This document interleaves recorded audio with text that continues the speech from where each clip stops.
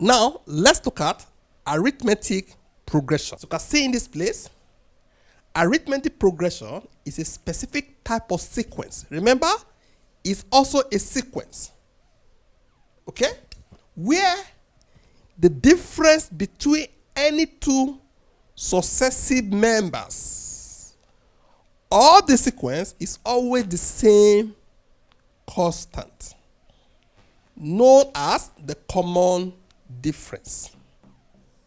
Okay? Every arithmetic progression is a sequence. But not every sequence is an arithmetic progression. Arithmetic progressions are sequences that follow a specific linear pattern, characterized by a common difference between the terms. Okay? Sequences are more general and can follow any pattern or no pattern at all.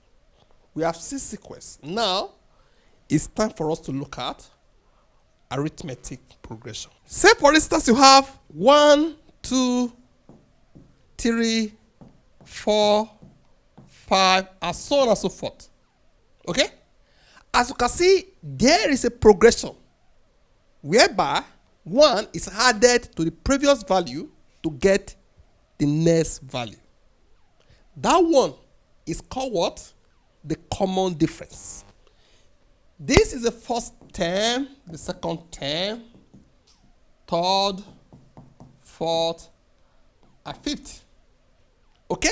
Now, the common difference is represented by D. Okay?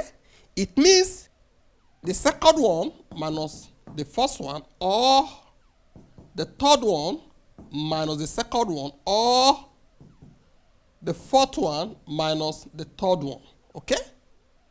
So if you solve this now, 2 minus 1 is 1. If you solve this, 3 minus 2 is also 1.